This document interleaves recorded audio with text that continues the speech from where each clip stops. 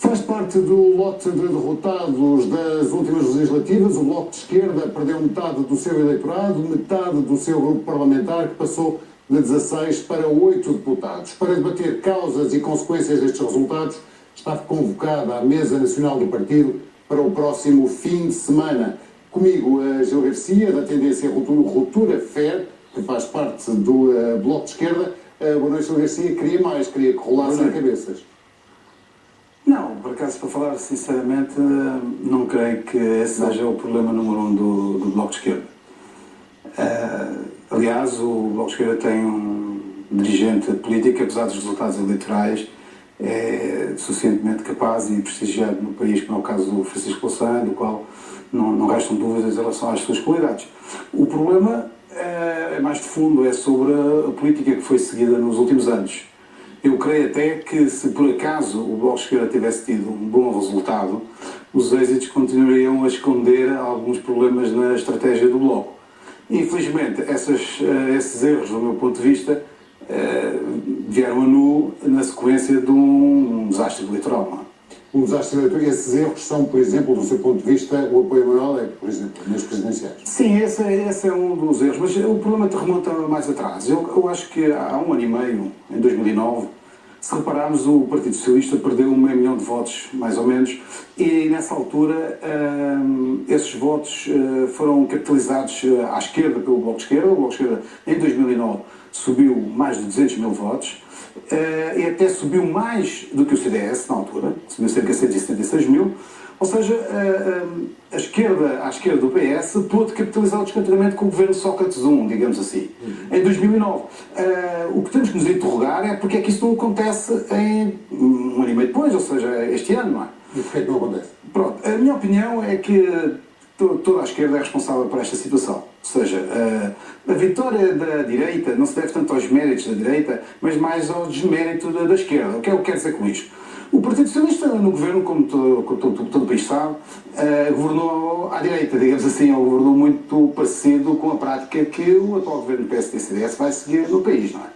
Portanto, foi eles que abriram as portas ao FMI, foi o próprio governo do Partido Socialista que colocou, digamos, o déficit no ponto em que ele se encontra neste momento e o país praticamente é em bancarrota. Portanto, eu creio que o Partido Socialista no governo é um dos principais responsáveis pelo desencanto de um setor da esquerda, porque apesar de governar à direita... O Bloco de Esquerda não capitalizou esse... É isso. Portanto, não só o Bloco de Esquerda como o próprio Partido Comunista. O Partido Comunista, apesar de conservar praticamente o mesmo resultado eleitoral, a verdade é que não cresce. O Partido Comunista continua relativamente estagnado. Mesmo em Lisboa, isso tudo tem mais um deputado, devido à consideração no Algarve. Não é? Mas, por exemplo, em Lisboa e Setúbal, que são cidades muito importantes para o Partido Comunista, eles até recuaram em votos. Ou seja, o Bloco de Esquerda e o Partido Comunista não capitalizaram esse descontentamento. E aí é que vamos ao problema de fundo, que é que eu acho que a esquerda tem um grave problema nos últimos 10, 15 anos, não é? Se não mesmo de antes, é que não se consegue unir. Portanto, enquanto que a direita sempre encontra a forma de se unir, o Bloco de Esquerda e o Partido Comunista seguiram a máxima que o Jerónimo de Sousa, num dito, digamos, feliz ou infeliz, há poucas semanas, disse que cada um tinha que ir na sua bicicleta. Ou seja, enquanto cada um vai na sua bicicleta, ou seja, a esquerda dividida, quem beneficiou com isso foi o Sócrates em 2009, que pôde ter uma nova maioria, ainda que relativa, e agora a direita. Enquanto o Bloco de Esquerda, que teve 1 ano e meio, junto com o Partido Comunista, de apresentarem uma plataforma unitária, um governo alternativo, repare, se as pessoas não visualizarem um governo alternativo à esquerda, tanto não resta outra coisa quando forem votar, se confrontarem de novo com o governo PS ou com o governo PSD-CDS. Mas o apoio a Manuel Alegre, que o Gil Garcia considera um erro, por parte do Bloco de Esquerda, poderia ser um início dessa bicicleta conjunta entre o Bloco e o PS, não? Pois, o problema é o seguinte, o problema é que o Manuel Alegre destas últimas eleições presidenciais não foi propriamente o Manuel Alegre de 2006. O Manuel Alegre em 2006 teve a coragem de romper com o Partido Socialista, teve a coragem até de romper com o candidato presidencial do Partido Socialista, que foi o Mário Soares. O discurso dele era um discurso bastante crítico em relação à governação de Sócrates. Não aconteceu no último ano e meio. Portanto, infelizmente, o Manuel Alegre, uns dias discurso à esquerda, outros dias corre para o colo do Primeiro-Ministro, não é? Ainda agora, na sequência das eleições presidenciais, regressou à Comissão Política do PS. Ou seja, o Bloco de Esquerda cometeu um grave erro, foi que a população queria, digamos, penalizar o governo do Partido Socialista e penalizou quem esteve ao lado do governo. Portanto, e, objetivamente, durante mais de 6 meses, o Bloco de Esquerda não construiu uma plataforma de unidade à esquerda, na minha opinião, com o Partido Comunista. Uma moção de censura. Isso foi as tentativas que eu considero, digamos, eu e inúmeros analistas, digamos, hoje não é preciso ser muito inteligente para chegar a essa conclusão, foram tentativas desesperadas para descolar da imagem que durante 6 meses esteve colada à pele de terem um candidato comum com o Partido Socialista e no pior momento do governo PS. Portanto, o apoio ao Manuel Alegre decorre da ausência de uma estratégia de unidade de esquerda.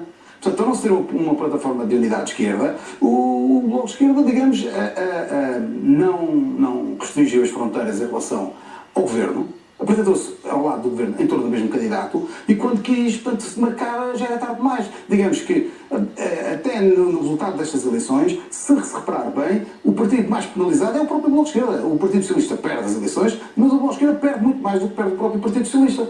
Porque as pessoas esperavam mais do Bloco de Esquerda. Essa é que é a verdade. Era um partido de novidade na situação, um partido que tinha alcançado em menos de 10 anos perto de meio milhão de votos, tinha uma obrigação, ou apresentava uma proposta de governo, ou se mostrava disponível para construir uma plataforma para essa proposta de governo alternativo, ou então, digamos, as pessoas não visualizavam uma saída.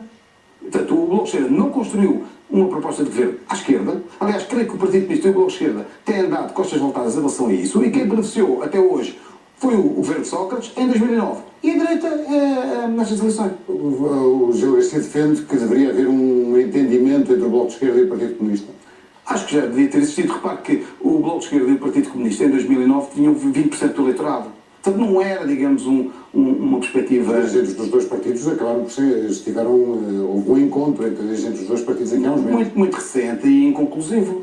Portanto, praticamente, digamos que veio tardiamente, não retirou conclusões de unidade para estas eleições, não passou, digamos, de uma conversa de amigos, digamos assim, mas a verdade é que a população, digamos, o povo português notou que não havia, dali não saía nada, não saiu, e creio que vai continuar a não sair, lamentavelmente.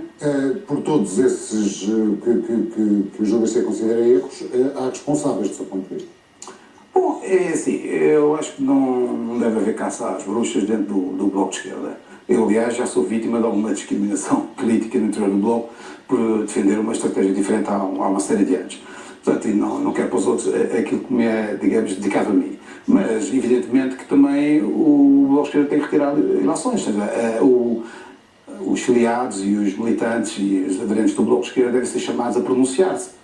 Portanto, a última convenção do Bloco foi um mês antes das eleições. Aliás, na minha opinião, foi um erro, ela devia ter sido convocada para depois. Provavelmente a direção do Bloco já previa que ia ter algum zero, não tanto quanto teve, e, portanto, evitou uma convenção a seguir a umas eleições em que seria derrotado, mas agora não resta outra alternativa que se não convocar uma convenção onde dê a palavra aos militantes para se pronunciarem sobre o que é que se deve fazer dentro do Bloco para alterar a política e talvez até renovar a sua própria direção. Porque, ainda que eu não seja a favor, digamos, de centralizar a discussão em torno de um responsável, evidentemente que a direção do Bloco é responsável por esta orientação. Porque perseguiu obstinadamente uma orientação, primeiro sozinho, nada à sua esquerda, e depois, quando digamos, procurou um aliado, procurou no Partido Socialista. E creio que, aliás, não desistem dessa orientação. Não só há setores do Bloco que preconizam isso, mas como eu li declarações do Francisco Louçã ao Diário de Notícias na semana passada, portanto, nos 4 ou 5 dias antes que antecedeu as eleições, a 5 de junho, ele já fixava aí a orientação para os próximos 3 anos, em que, digamos, o balanço implícito que um setor do Bloco está a tirar, muito próximo da direção do Bloco, e provavelmente é a opinião da direção do Bloco, é de que deviam ser aproximados mais e não menos do Partido Socialista. Eu não tenho nenhum tique anti-Partido Socialista, porque acho que os socialistas em Portugal são muito importantes. Você prefere que o Bloco se encoste mais à esquerda do que ao Partido Socialista? Por uma razão muito simples, porque a história do país serve para alguma coisa, foi que nos últimos 30 anos eu não conheço nenhum secretário-geral do Partido Socialista que tivesse chegado ao governo que não tivesse, digamos, praticado uma política ao nível do governo muito semelhante à que a direita fez ou faz. Portanto, não é digamos, eu não tenho anticorpos contra o Partido Socialista. Ou melhor, tenho anticorpos em relação à governação que o Partido Socialista faz quando toma posse do poder, digamos assim, em que se transfigura num partido semelhante ao PSD. Portanto, esse é o verdadeiro problema. E eu creio que